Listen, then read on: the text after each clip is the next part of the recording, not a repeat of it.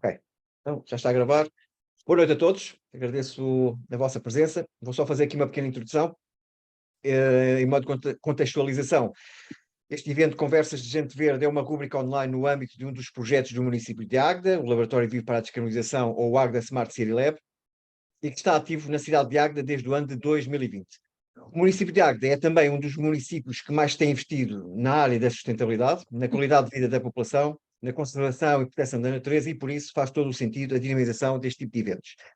Conversas de Gente Verde realizam-se todas as últimas sextas-feiras de cada mês, não se esqueçam, últimas sextas-feiras de cada mês, e a próxima será no dia 24 de fevereiro.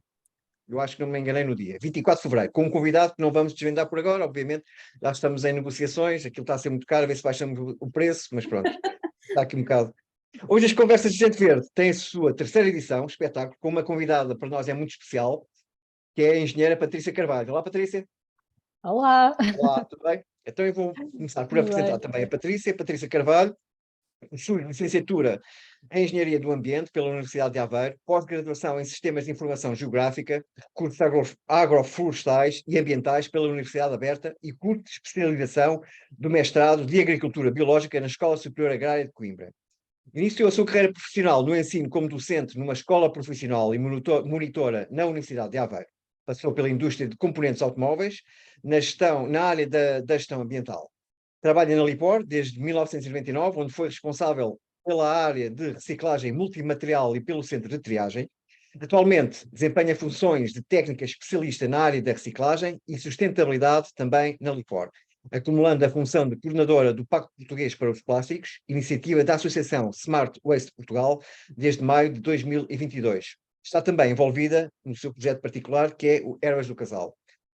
Patrícia, olá, mais uma vez, sabemos que tens algum interesse nesta área dos plásticos, da reciclagem, também posso dizer que temos aprendido muito contigo, e gostaríamos de iniciar esta conversa por aí. Como é que surgiu esse interesse pela área dos plásticos? Se foi interesse, se foi por obrigações profissionais, e em que projetos é que estás inserida? O que é que nos tens a dizer?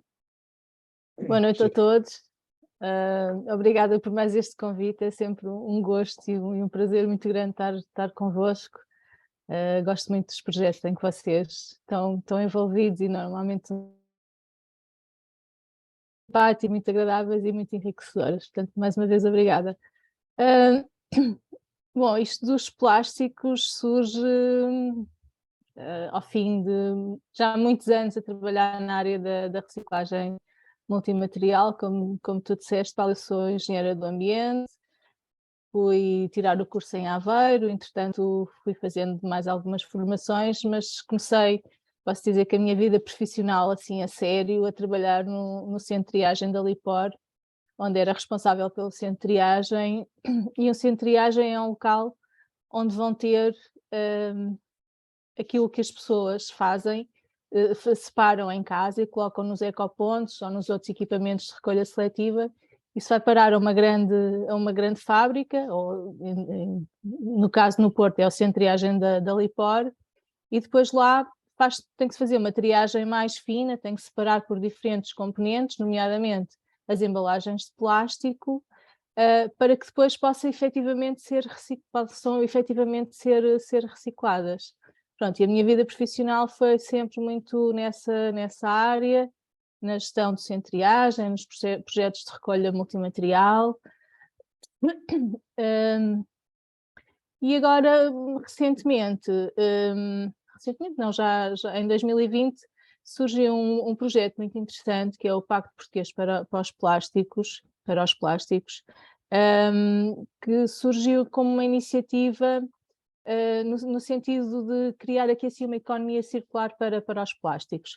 O plástico é um material que é, eu diria que essencial à nossa vida hoje em dia, não conseguimos viver sem ele, e que nos é muito útil, mas tem que ser muito bem utilizado, desde a escolha das matérias-primas, à forma como as embalagens e os objetos são feitos, à sua utilização, depois à sua reciclagem. Pronto, há aqui um grande conjunto.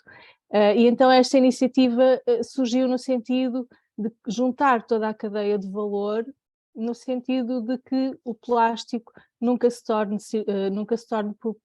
poluição, e que se consiga aqui assim uma economia circular para o plástico.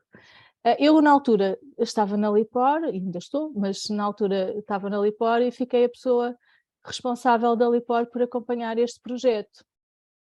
E desde logo achei muito interessante, porque uma das coisas que me entusiasmou muito neste projeto do Pacto Português para os Plásticos foi o sentido de estar, o facto de estar reunida toda a cadeia de valor dos plásticos, desde quem produz o plástico, quem o vende nos supermercados, quem faz as embalagens, quem gera as embalagens, e tínhamos grupos de trabalho para discutir temáticas como a reutilização, a incorporação de plástico, onde efetivamente está toda a cadeia de valor e onde se consegue perceber qual é a dificuldade que alguns elos da cadeia de valor têm relativamente a coisas que se passam atrás e se passam à frente. E quando estamos sozinhos a tentar resolver um problema, é muito mais difícil. Estando a cadeia de valor toda representada, torna-se mais fácil. Pronto, e desta forma foi a forma como eu me fui envolvendo com o Pacto Português para os Plásticos. Depois, aqui por outras circunstâncias, acabei como coordenadora do Pacto Português para os Plásticos, que é uma das funções que eu hoje desempenho. Pronto, e vocês põem-me a falar e eu não me calo. Mas ótimo, ótimo. Eu já coloquei ali o site no chat do Pacto Português para os Plásticos, para quem quiser consultar. Contudo, em relação ao site, nós temos lá, eu tenho visto que aquilo tem lá também algumas atividades, além da sensibilização para a questão dos plásticos, etc. Tem lá também algumas atividades para as famílias e para os professores poderem, digamos, disponibilizar aos alunos. Que tipo de atividades? Isso.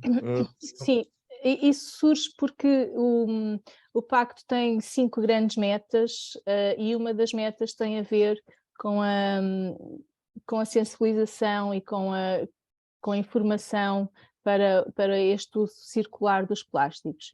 E neste sentido, este ano saiu um programa educativo que se chama Vamos Reinventar o Futuro, que tem muitas atividades. É um plano que foi construído especialmente para que possa ser dado uma aula, mas tem todos os materiais de apoio, nomeadamente um manual, a aula em si, um filmezinho, um conjunto de atividades.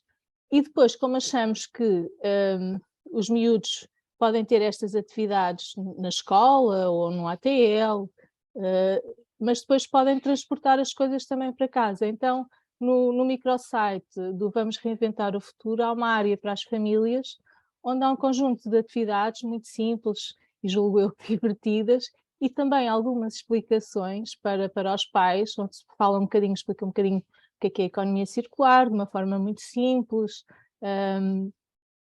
Tem também um conjunto, tem estas atividades que estavas a falar, e está disponível, isso está a partir do site do Pacto, consegue-se entrar no microsite do Vamos Reinventar o Futuro e tem aí toda a informação, é absolutamente aberto, gratuito e está disponível para utilização.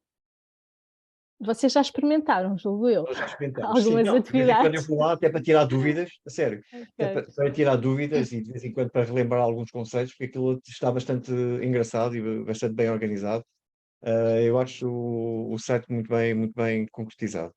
E Outra questão, já agora, diz, desculpa, diz, deixa-me interromper. sim, Também no site do Pacto tem um sim, outro microsite, de uma outra campanha que nós também temos a decorrer este ano, que é a Recicla o Plástico, onde é. tem também muita informação. As pessoas continuam com muitas dúvidas sobre onde é que eu coloco a garrafa de óleo, onde é que eu coloco o pacote de manteiga. Então, foi uma campanha que lançámos, tem muita informação sobre como é que se separa, o que é que se deve colocar, que hábitos é que se devem fazer. Tem um filme também muito divertido sobre o tema. E pronto, tem muita informação também, é também são também ferramentas úteis ou simplesmente para tirar dúvidas.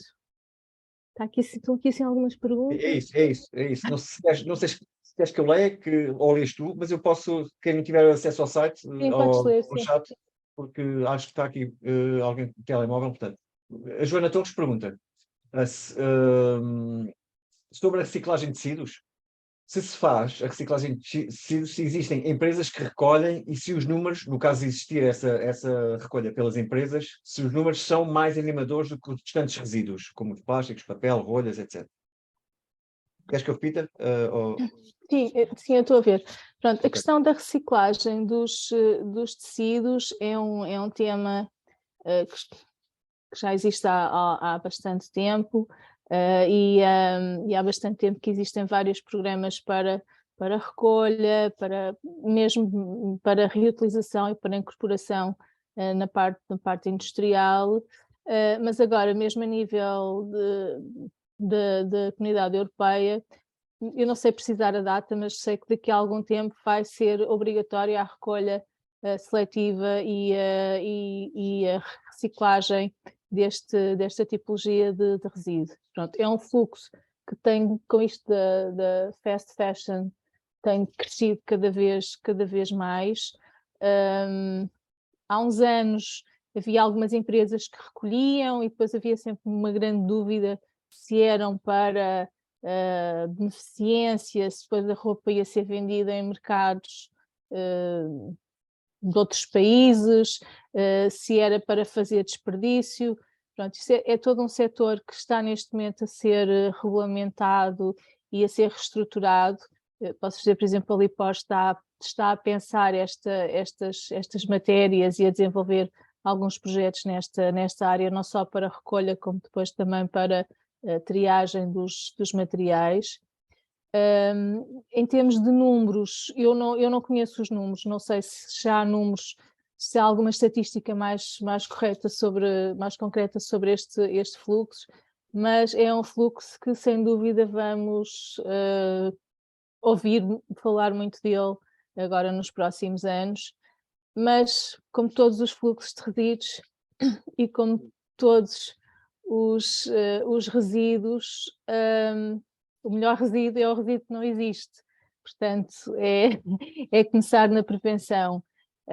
Nós neste momento temos lojas de roupa que vendem coisas muito, muito baratas e que é muito fácil comprarmos muito, às vezes quase que sem, eu falo por mim também, quase que sem pensarmos muito no assunto. E, e às vezes, se calhar, não precisamos, quer dizer, a parte, o ato da aquisição deve ser sempre um bocado consciente e devemos pensar nisso, portanto, na questão da redução. Que assim a Joana está a dizer qual é o problema. Não, não há problema em que seja reciclado e que seja utilizado, antes pelo contrário, deve ser.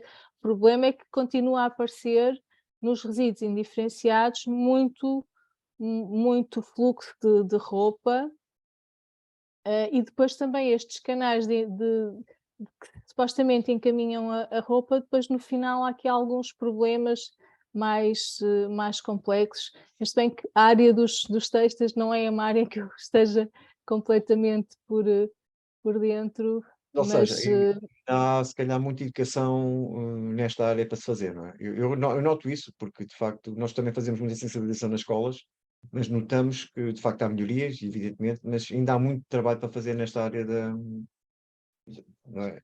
Da separação dos lixos, etc. As pessoas ainda não têm muita sim, consciência sim. sobre essa questão. Nós em Águeda temos, e tu acho que sabes, temos uma máquina que é a máquina de resíduos, que recolhe garrafas de plástico, de vidro, latas, pronto. E temos tido alguns resultados, obviamente, aquilo dá muito trabalho, nós esperávamos outra coisa, mas de qualquer maneira temos tido um aumento significativo na utilização, no número de utilizadores e no número e na quantidade de materiais que lá colocam. O que é que tu achas dessas máquinas? Nós pensamos que aquilo tem um valor, apesar do trabalho que dá, tem um valor, no fundo, educativo e acaba, no fundo, por ser algo que as pessoas acabam por reconhecer que é importante e começam a aderir. Eu não tenho números de outros países, nem de outras máquinas semelhantes pelo país. Não sei se tu tens números desses, se achas que aquilo tem sido vantajoso ou não. Essas máquinas surgem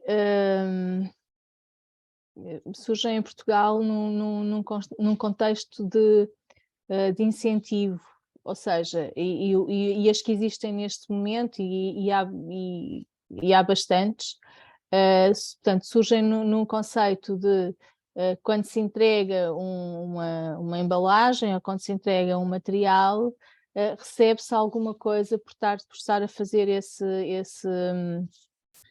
ato, não é? Portanto, se processar a separar, ou seja, quer-se incentivar, quer-se recompensar quem faz a entrega dos seus resíduos ali. No entanto, quando vamos comparar essas máquinas que temos agora em Portugal com alguns sistemas que existem noutros países, nomeadamente na Alemanha e países mais nórdicos, e estamos a falar de uma coisa um bocadinho diferente, que é o sistema de depósito e retorno, em que as garrafas, por exemplo, as garrafas de plástico, quando se entrega a garrafa na máquina, não se está a ter um incentivo, está-se a ter uma devolução do depósito que se pagou antecipadamente pelaquela garrafa. Ou seja, eu quando compro a garrafa, pago mais, sei lá, 20 cêntimos, e depois para reaver esses meus 20 cêntimos eu tenho que a colocar num sistema que me receba essa garrafa. Pode ser uma máquina ou pode ser outro tipo de sistema. Este tipo de sistemas, em alguns países nórdicos, funciona muito bem, mas eles não tiveram logo de início um sistema, o sistema de ecopontos e de recolha seletiva como nós temos a funcionar em Portugal. Pronto. E o objetivo destas máquinas todas que existem, não sei se é a Dagda, porque, por exemplo, a Lipor também tem uma máquina destas e não está neste sistema de depósito e incentivo e depósito e retorno, mas a maior parte destas máquinas surgiu como incentivo, mas para depois passar ao objetivo de funcionar como depósito e haver um sistema nacional de depósito. Isso está previsto na lei, mas ainda não foi implementado, ainda não foi regulamentado. Qual é o problema? É conseguir aqui equilibrar estes dois sistemas que já existem, que é o sistema dos ecopontos e das recolhas seletivas porta a porta, com este novo fluxo, porque em termos de gestão, é um sistema de gestão completamente novo e que vão ter que funcionar em paralelo. Pronto, portanto, aqui assim há muitos desafios. Qual é... Também tem vantagens, porque consegue-se, por exemplo, fluxos de PET, que é o plástico das garrafas, vai-se conseguir um fluxo de PET bastante limpo e com bastante qualidade, isso depois para a reciclagem e para poder utilizar o material reciclado é bastante útil, portanto tem vantagens também, mas há aqui que encontrar esta forma de conseguir que os dois sistemas funcionem bem em paralelo. Neste momento ainda não está regulamentada esta questão, vamos aguardar para ver o que é que vai sair. O que eu acho que é importante, desculpa, já agora, o que eu acho que é importante é termos aqui uma outra coisa, não é uma outra coisa, mas pronto, uma coisa que é pagarmos efetivamente pelos resíduos que produzimos e sermos recompensados naquilo que pagamos quando gerimos bem os nossos próprios resíduos. Exato. O que é que isto quer dizer? Na maioria do território português, os resíduos são pagos pela fatura da água. A maior parte das pessoas nem percebe que na conta da água tem lá uma partezinha que diz respeito aos resíduos. Mas eu não estou a pagar pelos resíduos que produzo, estou a pagar os resíduos pela água que consumi. Se eu tiver um jardim muito grande e gastar muita água, pago muita água e pago muitos resíduos. Pronto. O que é que se está a fazer? E já há alguns sistemas, já vários sítios do país têm alguns sistemas que têm um nome muito pomposo, que é o Pay As You Through, que é pagar-se efetivamente pelo aquilo que se produz. E aí assim, o que acontece é que quem produz mais resíduos indiferenciados acaba por pagar mais, quem separa e faz a separação para reciclagem acaba por ser recompensado por isso e pagar menos. Portanto, aqui eu acho que é um sistema bastante justo. Depois, mais uma vez, há algumas complicações e algumas formas para gerir isto, que não é muito fácil, não é? Mas há várias formas de fazer e em Portugal já temos várias localidades que têm isto implementado e que já estão a funcionar normalmente. Queria dar a oportunidade a alguém se quisesse fazer alguma pergunta, senão eu tenho aqui 89 perguntas para fazer, mas não, não são 89, mas são algumas. Mas pronto, então eu gostava só aqui de colocar aqui aquela questão dos plásticos irem parar aos oceanos. Eu tenho a noção, ou tenho os dados que eu tive acesso e fui pesquisar, são cerca de, no meio de 32 milhões de toneladas, 8 milhões de toneladas por ano vão parar ao mar. Isto achas que tem tendência a abrandar, tem tendência a aumentar com o trabalho que as instituições e empresas estão a fazer no sentido da questão da gestão do lixo, da separação do lixo, da sensibilização ambiental nas empresas, nas famílias? Achas que isso está a dar resultado e que a tendência é para diminuir? Ou mesmo assim não vamos conseguir diminuir? Eu acho que a tendência é para diminuir. E não sei se já atingimos o pico, mas que depois a tendência será, obviamente, para diminuir. Há uma preocupação muito grande a nível mundial com esta questão do plástico. Inclusive está neste momento a ser discutido um tratado para a contenção da poluição do plástico e da produção de plástico pelas Nações Unidas. Já era um objetivo que se andava a tentar trabalhar a existência deste tratado e este tratado, o que depois não se sabe exatamente o que é que o tratado vai, qual é que vai ser, o que é que vai estar escrito no tratado, mas é muito importante haver este tratado a nível das Nações Unidas. Para além disso, há muitas iniciativas, ou estão a haver muitas iniciativas que de alguma forma agora se estão a interligar relativamente a esta questão da problemática dos plásticos, não só na Europa, mas em todo o mundo. Por exemplo, o Pacto Português para os Plásticos faz parte de uma iniciativa de pactos da Fundação Ellen MacArthur, que tem 12 pactos em vários países de todo o mundo e há alguns pactos regionais também, há o Pacto Europeu e há o Pacto da Zona da Austrália, daqueles países ali assim à volta, mas depois também há um conjunto de outros pactos que vão numa linha semelhante na América do Sul, na Índia, em África também, e que neste momento se juntaram a estas diferentes redes e lá está, há uma espécie de uma rede global em vários países. Portanto, sobretudo, o problema maior aqui assim coloca-se em países que têm um nível de gestão de resíduos e um nível de controle de produção um bocadinho ainda diferente da Europa. Estamos a falar da América do Sul, alguns países da Ásia e da África. E essa preocupação existe e o objetivo aqui assim é envolver mais uma vez toda a cadeia de valor, as pessoas, para se conseguir travar e resolver um bocadinho este problema. Por isso eu acredito que, como estava a dizer, que se calhar ainda não estamos no pico, mas há uma preocupação e há uma consciência do problema e, para além disso, já começam a haver e há muitas ações a serem tomadas, sim. Bom, tenho preocupado muito aquela questão da ilha de plástico que existe no meio do oceano. Eu fui fazer uma pesquisa sobre isso e o que eles dizem é que 60% do material que lá está, do plástico, vem dos armadores, pescadores, ok?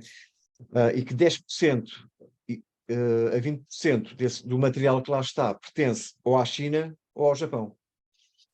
Pronto, isto eu não andei lá a ver na ilha, não é? Mas de qualquer maneira foram dados que eu consegui buscar e os sites pareciam relativamente credíveis. De qualquer maneira, não sei se isto tem um fundo totalmente verdade, mas os 60% de plástico que pode ser responsabilizado diretamente aos pescadores e aos armadores, se calhar, provavelmente, eles têm aqui, se não são 60%, andam lá muito perto. Penso que eles são dos principais causadores da poluição dos mares, as redes, etc. Sim, Um, isso lá está, isso é um tema que também tem sido bastante discutido e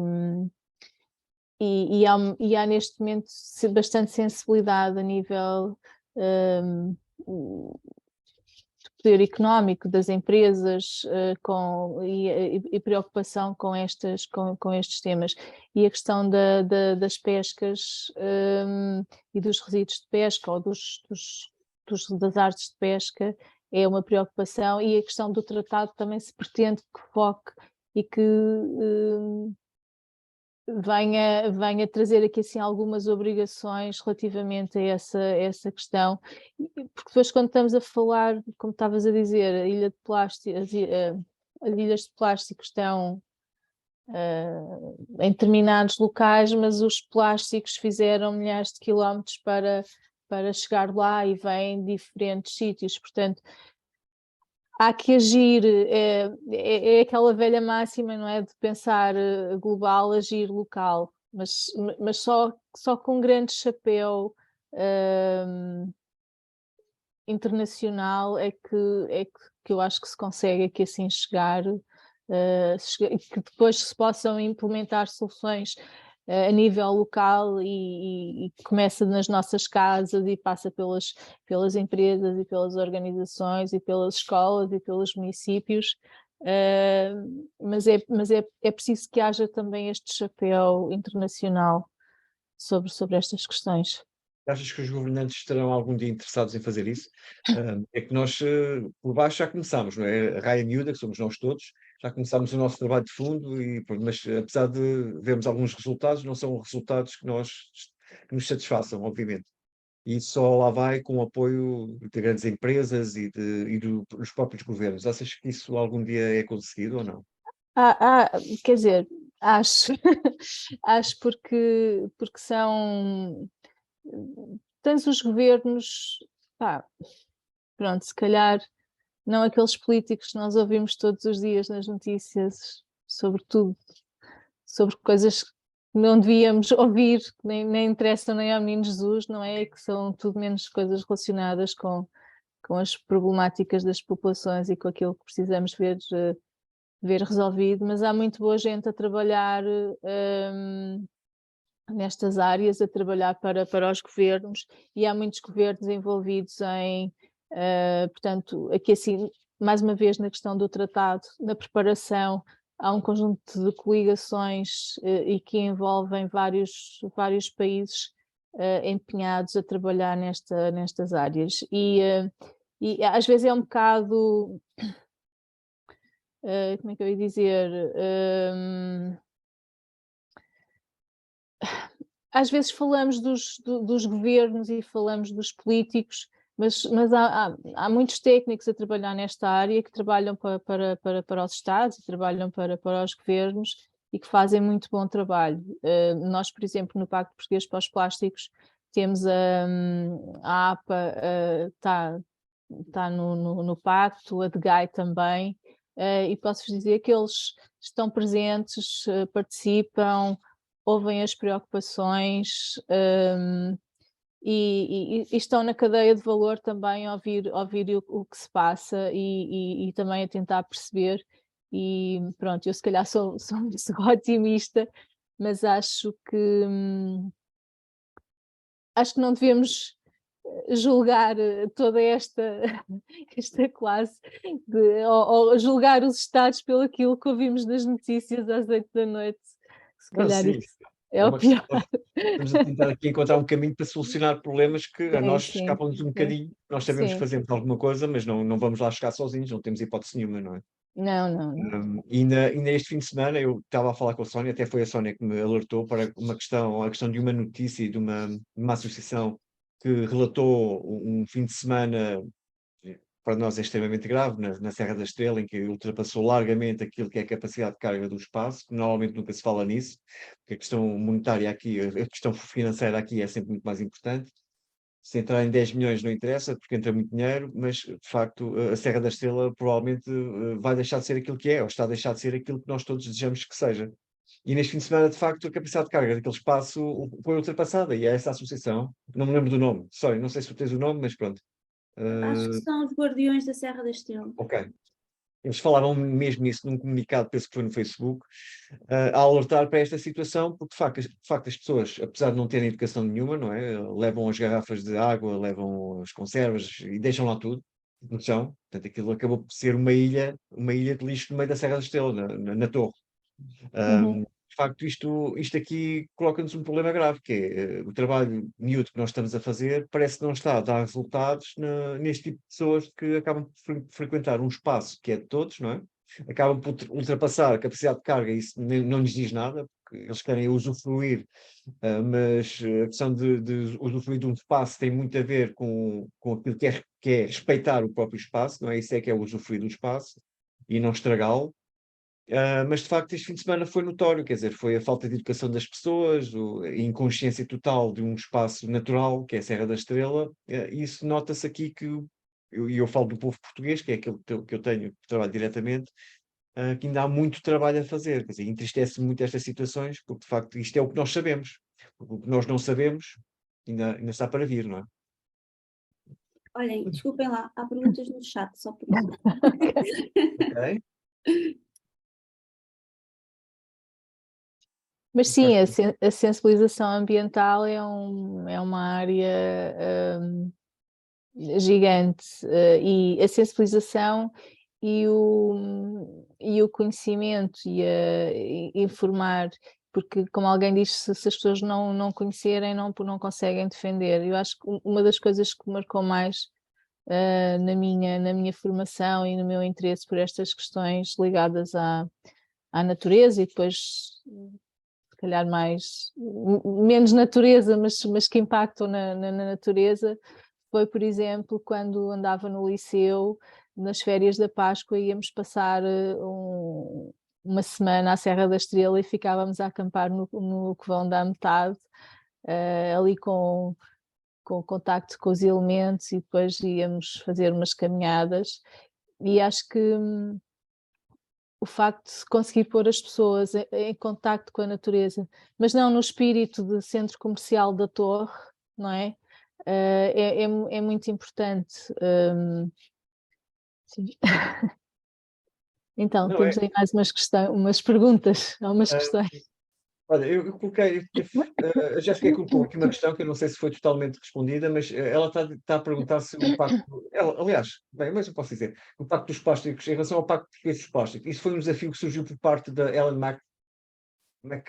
MacArthur Foundation, ou não? O Pacto Português dos Plásticos é uma iniciativa da Smart Waste Portugal, que é uma associação para a economia circular e ligada à parte dos resíduos. E a Smart Waste Portugal já tinha há uns anos um grupo de trabalho dos plásticos, onde já se fazia aqui assim, já tinha vários elementos, já se fazia aqui bastante trabalho relativamente a esta questão da circularidade dos plásticos. E surgiu a ideia, quando começaram a surgir os pactos da Fundação Ellen MacArthur, surgiu a ideia na Smart Waste Portugal de se criar aqui assim o pacto português. Pronto, a ideia foi trabalhada, foi feita a proposta à Fundação e as coisas correram bem, e o pacto em 2020, 4 de fevereiro de 2020, nasceu, e pronto, isto está a decorrer. E será algo que é um projeto com algum tempo limite, ou em princípio vai ser para continuar durante um bom tempo? Estes pactos e o Pacto Português, mais concretamente, têm metas definidas até 2025. Portanto, tem 5 metas, e as metas têm um limite temporal para 2025. Pronto, neste momento, relativamente ao Pacto Português é isto. O Pacto dos Plásticos também, ou melhor, a Fundação Ellen MacArthur também tem outras iniciativas ligadas aos plásticos, por exemplo, o Global Commitment, que é tem mais a ver com as empresas aderirem. Os objetivos e as metas são muito parecidos, funciona de uma forma um bocadinho diferente, não é tão local, e no Global Commitment já se começa a falar de 2030, porque também já se percebeu que as metas são muito ambiciosas e será um bocadinho complicado de se conseguir atingir as metas. Portanto, e lá está, e era aquilo que o Paulo há bocado perguntava, isto é um trabalho que vai ter muitos anos aqui para se fazer, não é? Mas a meta temporal que existe neste momento é 2025. O que é que nós podemos fazer, Patrícia, para melhorarmos ainda mais os índices de gestão do lixo? Nós, quando digo nós família, nós pessoas comuns, não é? O que é que nós podemos fazer? Olha, podemos fazer muito, podemos fazer quando vamos às compras, podemos, se calhar às vezes, e assim, eu digo isto e todos nós, eu também faço muitas asneiras e muitos erros às vezes quando vou às compras, sobretudo porque depois, como andamos sempre todos muito, ou pelo menos eu andamos sempre todos com muita pressa, é tudo às vezes feito um bocadinho a correr, e às vezes precisávamos de pensar um bocadinho melhor antes de fazer as compras, perceber se efetivamente precisamos de tudo o que estamos a comprar, de onde é que vêm as coisas que estamos a comprar. Noutras palestras que eu tive convosco, falámos daquela questão do biológico que vem do outro lado do mundo, comprar maçãs biológicas que vêm da África do Sul. Se calhar é um bocado esquisito. Portanto, vermos de onde é que as coisas vêm, vermos o que é que estamos a comprar, não é? Depois há, por exemplo, relativamente aos plásticos, há algumas questões, se calhar um bocadinho mais técnicas, como comprarmos embalagens o mais claro possível, o mais transparente ou brancas possível, porque depois são mais fáceis de reciclar, como é uma cor mais clara, esse material vai poder ser usado também em cores claras. Se comprarmos uma embalagem roxa escura, provavelmente já só se vai conseguir fazer coisas pretas com esse material. E comprarmos embalagens familiares, porque estamos a usar menos material por produto, por unidade de produto. Começamos a ter já muitas soluções de opções de embalagens reutilizáveis ou de refill.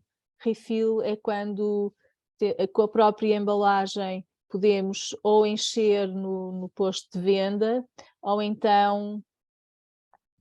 Passou um gato. Ou então, por exemplo, comprar produtos concentrados e que depois podemos em casa ter, por exemplo, aqueles detergentes que têm aquelas coisas com gatilho. Esses gatilhos, agora já começam a aparecer algumas soluções mais fáceis de reciclar, mas esses gatilhos são complicados de reciclar porque têm uma molinha metálica. Mas podemos comprar as recargas e em vez de estarmos sempre a comprar a embalagem com o gatilho. E depois das coisas que efetivamente temos e os objetos ou embalagens que efetivamente temos, no seu final de vida, colocá-los no sítio correto, nos equipamentos de recolha seletiva, o que é de plástico, as embalagens de plástico colocar no amarelo, o vidro colocar no verde, o papel colocar no no azul. Se tivermos em casa espaço e conseguirmos fazermos compostagem doméstica dos nossos resíduos orgânicos, sei lá, há tanta coisa que podemos fazer. Às vezes, outro dia vi alguém dizia, epá, não temos que fazer tudo ao mesmo tempo, não temos que ir amanhã começar a fazer tudo, porque depois, de repente, pode se tornar tudo muito complicado e acabamos por não fazer nada. Mas se formos começando a incluir alguns hábitos e algumas preocupações, acho que todos conseguimos ir melhorando um bocadinho.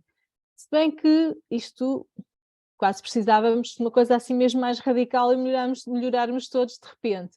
Mas pronto, mas fomos melhorando um bocadinho e fomos tomando as nossas ações, a tentar não usar o mínimo de coisas descartáveis, a questão das garrafas de água. Já sabe que às vezes nos esquecemos e queremos beber água e lá vamos comprar uma garrafa de plástico, mas pronto, mas sempre que possível levamos as nossas garrafas, em casa usar, nas festas, voltar a usar a louça tradicional, ou então ter coisas de plástico mas reutilizáveis que se guardam e depois se podem usar da próxima vez. Mas, por exemplo, no site do Vamos Reinventar o Futuro, tem algumas sugestões sobre estas questões engraçadas e também são bem boas para os mais graúdos como nós. E Estás agora habituado a vem aí estas coisas? Sim, agora vem, deixa-me só dizer uma coisa, agora vem aí o Carnaval e vai ser um caos outra vez, não é? Pois. Os confetis e tudo isso que a maior parte é aquele material plástico metalizado, que depois fica por todo lado, agarra-se a todo lado. Pois é, de antes havia, eu lembro quando era pequenita que brincava ao Carnaval, havia os papelinhos, Sim, mas aquilo era papel, pronto, acabava por se desfazer, não era tão problemático. Pois, essas coisas, então na rua é complicado. Acho que o Daniel... Sim, mas eu não desfazendo o Daniel o está com Daniel, a mão no ar. sei, mas a Joana tinha colocado primeiro aqui no chat uma questão, Ah. eu estava só à espera que. E ela diz que. E as embalagens dos detergentes e shampoos de plástico rígido são recicláveis? Diz ela, pergunta ela. São. Ok, ok. Ok, tudo bem. O que é que devia ser proibido? Deviam ser proibidos. Já enviei mas às empresas que vendem para acabarem com este flagelo. Ok, desculpa. Ok. Mas pensei que eram shampoos. Para mim não havia problema, para vocês, se calhar. Era Para mim, chato. Daniel, estás aí? Olá, boa noite, tudo Boa bem? noite. Boa noite. Pronto, eu tinha apenas aqui, se calhar, uma partilha de algo que não sei se será uma mais-valia para nós conseguirmos tentar minimizar este problema, que seria, não sei se envolver um bocadinho mais os municípios. Eu acho que em Águeda acho que já fez isso, por acaso. Pelo menos a Cimerria, e Águeda pertence a Cimerria, certo? Águeda pertence a Cimerria, não? Pertence. Penso que sim, penso que sim. Sim, diz Joana. E acho que eles já fizeram uma coisa interessante que foi fazer o cálculo da pegada ecológica.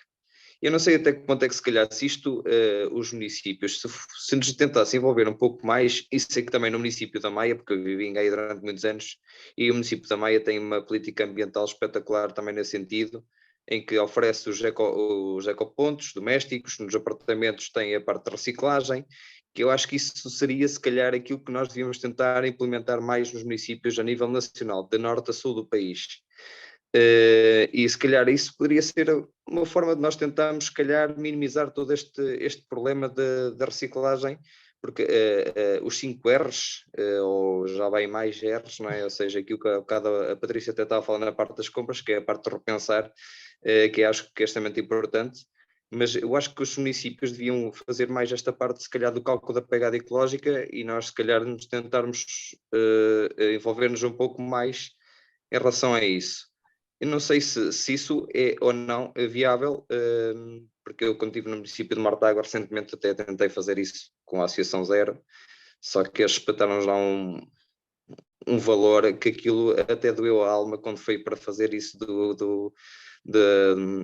de fazermos a pegada ecológica e fazermos o cálculo da pegada ecológica, que realmente isto acabou por retrair um bocadinho, não é? Ou seja, nós para 19 municípios de acima de Coimbra, eles estavam a pedir 191 mil euros, 191 mil, exatamente, 191 mil euros pelos 19 concelhos. Para fazer o cálculo da pegada ecológica? Exatamente. Ou seja, é cerca de mais ou menos cerca de 11 mil por cada município. Eu sei que aqui assim, a Nadia, acho que utilizou uma metodologia da Universidade de Aveiro para o cálculo da pegada ecológica. Eu não sei se essa metodologia está em formato aberto, ou seja, que possa ser utilizado Não, para cálculo. sim. Não, Pois que eu sei que aquilo acho que existe- pertencia à Footprint e à Zero, e por isso é que havia assim umas coisas, mas acho que mesmo, Não sei. eu sei que Mas há muitos, quer dizer, há muitos, pelo menos para o cálculo individual, há alguns softwares que se podem Mas utilizar. estavas a falar, Patrícia, o cálculo, existe de facto software para os municípios, mas eles têm que investir, têm que pagar para que a própria empresa possa fazer É, um programa adequado a cada Sim. município. Sim. pois eu sei que eu vi uma apresentação até aqui na Feira do Ambiente em Anadia, na última Feira do Ambiente, tiveram a fazer uma apresentação da Universidade de Aveiro sobre isso, mas não sei muito mais. Mas o que o Daniel estava a dizer é extremamente importante. O papel dos municípios é, na minha opinião, crucial nestas questões do ambiente, porque efetivamente são quem tem o contacto direto com as populações e quem pode intervir em imensas áreas ligadas ao ambiente, aos resíduos, à água, à parte da sensibilização, à biodiversidade. Os municípios são a primeira linha. Mas pronto, é como tudo, pois há municípios que estão mais à frente, e há municípios que estão Claro, mais, não, eu estão mais atrás. posso dizer que a Agda, eu estou contentíssimo com a Agda, eles têm projetos enormes em relação à proteção do ambiente, e esta questão da reciclagem dos plásticos, maravilha, grandes investimentos, mas lá está, eu tenho a impressão que isto vai um pouco também na formação das pessoas que estão lá, e as pessoas que estão lá são elegidas por pessoas que estão cá atrás que também têm alguma formação. Ou seja, esta questão das câmaras são provavelmente elegidos por pessoas com menos formação ou menos consciência e outras com mais formação e mais consciência. Portanto, e as câmaras dividem-se assim com os projetos que vão inserindo e vão querendo investir. Portanto, eu acho que os municípios também pagam aquilo, as pessoas que elegem, portanto, e não se podem queixar. Portanto, se os municípios são mais atrasados que outros, muito provavelmente será por políticas que têm vindo a ser seguidas e pelas pessoas que lá estão, obviamente. Não é? Sim, o Daniel também estava a falar da questão da Maia, a Maia, e quando eu há bocado estava a dar o exemplo do Paes e o Suru, é precisamente no município da Maia. E Guimarães também tem? De Guimarães também, mas a Maia já tem mesmo uma área, um conjunto de concelhos já grande e tem o objetivo de que todo o município tenha portanto, a fatura específica e em separado dos resíduos. Mas só para terem uma ideia, a Maia ainda nos anos 90, criou um regulamento, no regulamento de edificação pública, portanto, dos edifícios, a obrigatoriedade dos prédios terem uma casa do lixo. Portanto, tudo o que é prédio que existe na Maia, e depois nas habitações unifamiliares tem que ter um espaço para ter os contentores dos resíduos. E esses contentores dos resíduos não é só para o diferenciado, portanto, tem que ter espaço para poder ter os contentores da recolha seletiva. Eu vivi na Maia e o meu prédio tinha embaixo uma casa de lixo, chamava-se Casa do Lixo, onde tinha o contentor de indiferenciado e os três, na altura 3, agora já são mais, contentores para a recolha seletiva. E aquilo estava padronizado, tinha uma porta padronizada, tinha uma chave que os senhores que fazem a recolha tinham acesso, depois estava fechado para a parte do condomínio, digamos, e era assim em todos os edifícios, ou seja, já há muitos anos que se vão criando as condições para que depois se possa fazer uma recolha seletiva. Agora se possa utilizar a digitalização com a colocação nos contentores da RFID para se conseguir perceber quantas vezes é que as pessoas colocam o contentor à recolha. Portanto, há aqui um conjunto de trabalho que não é feito de um dia para o outro, mas algum dia tem que começar a ser feito, porque senão não conseguimos avançar. E depois há muitas soluções que se podem adaptar e se podem fazer de diferentes maneiras. Por exemplo, agora temos a questão da recolha seletiva dos resíduos orgânicos. Portugal, com o tipo de densidade habitacional que tem, um bocadinho fora dos grandes centros urbanos, o que se via, na minha opinião, o que se devia estar a fazer era investir muito na compostagem doméstica, porque era um resíduo que não era preciso estar a ser recolhido, as pessoas em casa podiam fazer a sua própria compostagem. Isso, e os custos que vamos ter para fazer a recolha seletiva desse resíduo, podíamos fazer a própria compostagem no local, não é? Mas pronto, isto é só a minha opinião. Eu só vou dizer uma coisa que eu costumo dizer sempre. Nós vivemos em São Mamede em festa. Em 1992 nasceu o nosso filho, há 30 anos.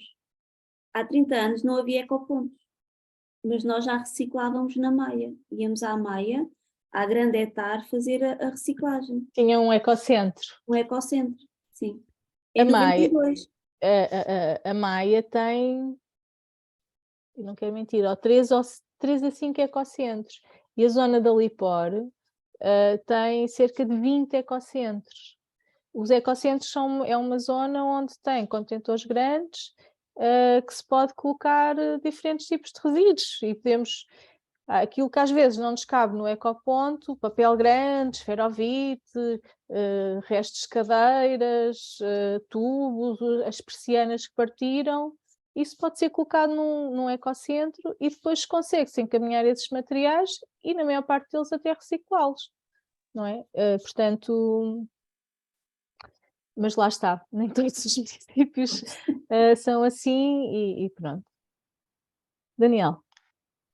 Outra ideia que por acaso eu acho que era espetacular, nós tentamos implementar aqui e que Maia também tem, que foi a parte das hortas comunitárias, que poderia perfeitamente ir ao encontro disso que estava a acabar de dizer, que a parte dos nossos resíduos serem utilizados numa horta, ou seja, há muita gente que vive em prédios e eu por acaso conheço muita gente quando vivi em Gaia, que realmente ainda a sua horta era um bocadinho longe, ou seja, era dado cerca de X metros quadrados de terra perante o agregado familiar que era, independentemente da sua situação financeira, ou algo assim, mas havia pessoas que até mesmo pediam, outras que estavam em fila de espera para ir para fazer isso, e também existe também já, acho que era em Valongo, que era na Gramido, suponho, acho que era aí, que havia isso, que era excelente realmente fazer essa parte, ou seja, uma data de atividades em volta disso, que realmente que nós temos que repensar, e muita terra que está ao abandono, que poderia perfeitamente ser uma mais-valia para a parte dos municípios, ou seja, muitos terrenos não ser só jardins, mas começar a criar hortas de forma a criar a parte da sustentabilidade em termos de fazermos resíduos, ou seja, nossos resíduos serão um composto orgânico, usando a nossa agricultura, fazendo a agricultura de subsistência. Acho que é isso que está a fazer falta também a todos nós, porque só compramos e não produzimos. E tudo isso é que está a fazer com que esta parte esteja completamente descontrolada, porque nós temos que começar a ser cada vez mais produtores e criar uma sustentabilidade. Temos que criar, e isso acho que era importante, não só criar jardins, mas criar sítios em que a gente pudesse, uma horta bonita é um jardim. E essa parte que acho que era muito importante nós começarmos a criar nas nossas cidades. Nas cidades e outros terrenos, pronto, acho que era um pouco por aí, acho que se calhar nós conseguiríamos muito mais e se calhar reduzir muito mais toda a parte dos nossos resíduos e pegada, se conseguíssemos ir um pouco a esse encontro.